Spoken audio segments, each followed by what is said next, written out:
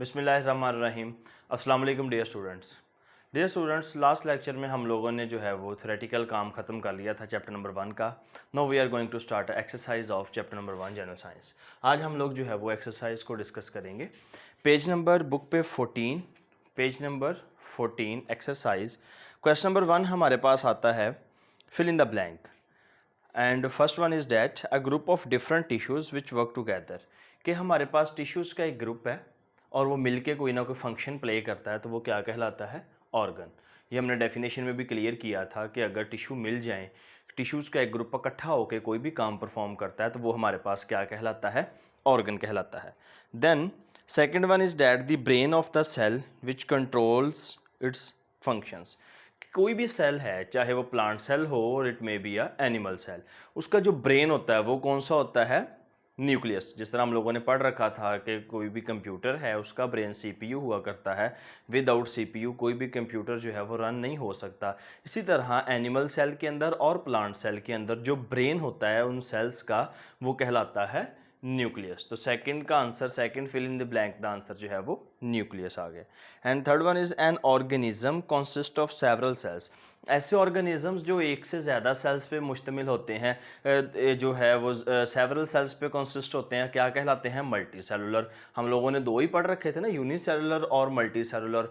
Unicellular वो हुआ करते हैं जो सिंगल सेल पे कंसिस्ट होते हैं। मोर देन वन सेल जो होते हैं वो क्या कहलाते हैं हमारे पास? Multicellular. देन फोर वाली fill in the blank, a group of cells which are similar in structure and function. के सेल्स का एक ग्रुप है, ठीक है, वो एक जैसे फंक्शन रखता है और एक जैसा स्ट्रक्चर रखता है, तो हम उसको क्या कहते हैं? टिश्यू। हमें पता है कि सेल्स का ग्रुप बन के अगर कोई फंक्शन परफॉर्म करता है then we say that tissue. Next, outer covering of a plant cell. के प्लांट सेल की सबसे बाहर वाली जो तय होती है, सबसे बाहर वाली जो कवरिंग होती है, वो क्या कहलाती है हमारे पास? ये वेरी वेल नोन है कि सेल वॉल होती है, ठीक है। प्लांट सेल की सबसे आउटर मोस्ट सेल वॉल और एनिमल सेल की जो है वो सेल मेम्ब्रेन हुआ करती है। Then six one is and the last, an instrument to see things which are not seen with naked eyes. ऐसा आला जिसकी मदद से हम उन चीज़ों को भी बासानी देख सकते हैं जिसको हम नॉर्मल आई से नहीं देख सकते, यानी कि आम आंख से उसको दिखाई हमें ऐसे जो है वो देखेंगे तो हमें कहीं नज़र नहीं आएंगे, तो वो इंस्ट्रूमेंट की वजह से जो हमें नज़र आ जाते हैं, उस इंस्ट्रूमेंट का नाम क्या है? माइक्रोस्कोप। तो ये माइक्रोस्कोप वाले आर्टिकल में हमने खासा जो है वो अच्छे तरीके से डिस्कस कर रखा था। Dear students, next question number 2 हमारे पास आता है एमसीक्यूज। एमसीक्यूज क्या है? First one MCQs is that animal cells do not make their own food because they do not have. तो एनिमल सेल के पास क्या नहीं होता जिसकी वजह से वो अपनी खुराक को तैयार नहीं कर पाते? क्लोरोप्लास्ट। तो इसका जो है वो सी वाला जो है आंसर करेक्ट है, chloroplast. The powerhouse of the cell आ रही है, तो जो है बड़ा हम क्लियर लिया माइटोकॉन्ड्रिया। माइटोकॉन्ड्रिया बेसिकली क्या करता है? एनर्जी फ्राहम करता है सेल को, वो चाहे इट मे बी या प्लांट सेल हो, इट मे बी या एनिमल सेल हो। Aamir was looking at a cell through a microscope. कि आमिर जो है वो एक पर्सन है, वो माइक्रोस्कोप की मदद से किसी एक सेल को देखता है एंड सा माइट्रोकॉन्ड्रिया, और क्या देखता है? माइट्रोकॉन्ड्रिया देखता है, ठीक है। एंड सेल मेम्ब्रेन, और सेल मेम्ब्रेन को देखता है। अब माइट्रोकॉन्ड्रिया जो है वो किस में पाया जाता है? एनिमल्स में भी, प्लांट्स में भी। उसके बाद जो है वो सेल मेम्ब्रेन जो है वो भी एनिमल में भी होती है और प्लांट में भी होती है। प्लांट में ज़रा सेल वॉल से इनर होती है और एनिमल में सबसे आउटर मोस्ट होती है। Then what could Amar say about the cell. तो अमर क्या कहेगा कि मैंने कौन सा सेल देखा? प्लांट वाला सेल देखा या एनिमल वाला सेल देखा? तो इसका राइट आंसर जो है वो सी वाला है। It is either a plant और एन एनिमल सेल। तो कोई भी हो सकता है, वो प्लांट सेल भी हो सकता है या फिर एनिमल भी हो सकता है, क्योंकि जो चीज़ें उसने देखी हैं वो दोनों में सिमिलर हैं, दोनों में कॉमन है। Then fourth one is heart, liver and air are example of animals. तो ये किसकी एनिमल सेल में से किसकी एग्जाम्पल है? ये ऑर्गन्स की। हमारा दिल एक ऑर्गन है, हमारा लिवर एक ऑर्गन है, ठीक है। और जो है इसमें डिस्कस किया है कि हमारे जो कान है जिसकी वजह से हम सुनते हैं, ये भी एक ऑर्गन है। देन फिफ्थ वन एमसीक्यू हमारे पास है, plants make their food in leaves and it stored in other parts because they have phloem tissue. ये बड़ा सिंपल सा जो है वो एक फ्लोएम टिश्यू में हमने डिस्कस किया था। They have phloem tissue, D वाला इसका जो है वो राइट आंसर है। Then dear students, question number 3 question number 3 का हमने पार्ट नंबर 1 भी कर लिया, पार्ट नंबर 2 भी कर लिया, 3 भी कर लिया और 4 भी कर लिया। सिर्फ हमारी एक्सरसाइज के क्वेश्चन नंबर 3 का जो पार्ट नंबर 5 है वो रह गया है। पार्ट नंबर 5 हमें क्या कहता है कि define a cell, a tissue, an organ system, an organism.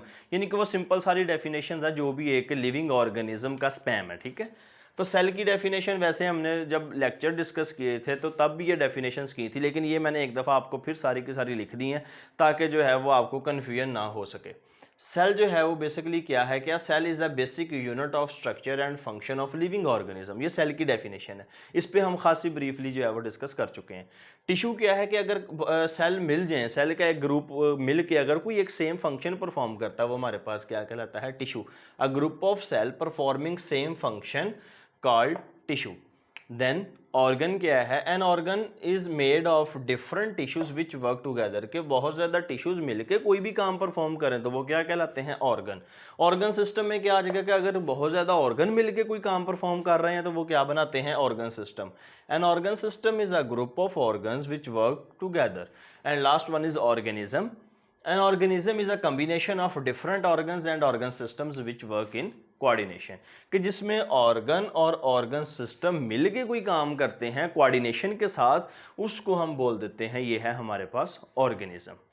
Then dear students, ये क्वेश्चन नंबर 3 भी हमने कंप्लीट कर लिया। पेज नंबर 15 पे सबसे टॉप पे आपको क्वेश्चन नंबर 4 का सेकंड पार्ट नज़र आ रहा होगा। पेज नंबर 15 के टॉप पे क्वेश्चन नंबर 4 का second part, which cell part is being described keep helps keep cytoplasm inside. तो क्या हमारे पास ये आता है, सेल मेम्ब्रेन, सिंपल सी बात है। एंड बी वाला क्या, controls all cell activities, cells की ऑल एक्टिविटीज को कंट्रोल, जिस तरह इंसानी बॉडी को कंट्रोल कौन करता है, ब्रेन। कंप्यूटर को कंट्रोल कौन करता है, सीपीयू। इस तरह सेल की सारी बॉडी को कंट्रोल कौन करता है, ऑब्वियसली उसका nucleus. Then liquid filled space for storage, ये वैक्यूल आ जाएगा हमारे पास। Then green parts which trap energy, वही क्वेश्चन है लेकिन थोड़ा थोड़ा जो है ना वो वर्डिंग चेंज होके आ रहा है, तो आपने इसको अंडरस्टैंड ज़रूर करना है। Green parts which trap energy chloroplast, and clear jelly like material is cytoplasm. तो ये हमारे पास A B C D E थे।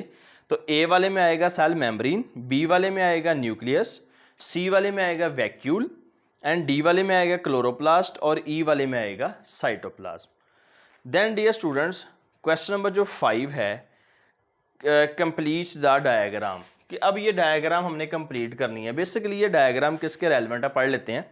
Complete the diagram to show what parts plant cells have and what parts animal cells have, कि कौन कौन से जो हिस्से हैं, कौन कौन सी चीज़ें हैं जो प्लांट सेल में होती हैं और कौन कौन सी चीज़ें हैं जो एनिमल सेल में होती हैं, और कौन कौन सी चीज़ें हैं जो इनमें दोनों में होती हैं। क्योंकि हमें डायग्राम का स्ट्रक्चर इस तरह ड्रा किया गया कि कुछ पार्ट उसमें कॉमन है और कुछ जो है वो हमारे पास सेपरेट है, यानी कि कुछ उसका हिस्सा ओवरलैप कर रहा है और कुछ डिस्टिंक्ट पार्ट है हमारे पास।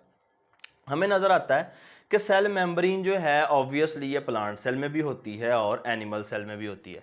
देन न्यूक्लियस है, ये तो ब्रेन है सेल का, तो ये प्लांट सेल का भी ब्रेन है और एनिमल सेल का भी ब्रेन है। ये जी इनमें सिमिलर चीज़ें आ गई। अब आप इस तरफ जो है वो लिख लें एनिमल सेल, प्लांट सेल को, और इस तरफ लिख लें आप एनिमल सेल को, या इस तरफ एनिमल को लिख लें, इस तरफ प्लांट को लिख लें, कोई बात नहीं, एक ही बात है। ये हमारे पास आता है क्लोरोप्लास्ट और सेल वॉल, ठीक है। अब सेल वॉल सबसे आउटर मोस्ट होती है किसके अंदर, प्लांट के अंदर, जिसकी वजह से उनकी बॉडी हार्ड होती है, तो वो एनिमल में नहीं होती, ठीक है। और क्लोरोप्लास्ट भी जस्ट किस में पाया जाता है, प्लांट सेल के अंदर। देन सेंट्रियोल्स किस में होते हैं, एनिमल सेल के अंदर, जो कि प्लांट में नहीं होते। और वैक्यूल्स भी किस में होते हैं, एनिमल सेल में होते हैं। यहाँ बल्कि मैं हल्का सा लिख देता हूँ आपको कि ये वाला पार्ट जो है वो एनिमल सेल के रेलेवेंट है और ये वाला पार्ट हमारा प्लांट सेल के है, और ये वाला बोथ, दोनों में ये चीज़ें कॉमन होती हैं, सेल मेम्ब्रेन और न्यूक्लियस। तो डियर स्टूडेंट्स, हम लोगों ने चैप्टर नंबर 1 हर लिहाज से कंप्लीट कर लिया। आज हमने उसकी एक्सरसाइज को भी डिस्कस कर लिया। अब आपने होमवर्क क्या करना है, ये जो एक्सरसाइज जो 3 है, इसका जो पार्ट नंबर 5 है, क्वेश्चन नंबर 3 का part number 5, define a cell, a tissue, an organ system, an organism, ये आपने जो है वो जस्ट नोटबुक, जो नीट नोटबुक है उस पर राइट करना है। बाकी जो है वो आप लोगों ने ये बुक पे ही इसको मार्क कर लेना और लिख लेना है। उम्मीद है डियर स्टूडेंट्स आज आप लोगों ने एक्सरसाइज को अच्छे तरीके से समझ लिया होगा, क्योंकि एक्सरसाइज हम तब करने के काबिल होते हैं जब हम पूरा चैप्टर अच्छे तरीके से थारोली जो है वो पढ़ के आए हों। फिर हमें सारे का सारा कॉन्सेप्ट होता है कि एक्सरसाइज में वो बेसिकली क्या पूछने वाला है और हमें उसका आंसर क्या करना है। और अगर आपको कोई भी प्रॉब्लम हो डियर स्टूडेंट्स तो ज़रूर फीडबैक ग्रुप में पूछिएगा और चैनल को सब्सक्राइब भी करें और इसको शेयर भी करें। ओके, अल्लाह हाफिज़।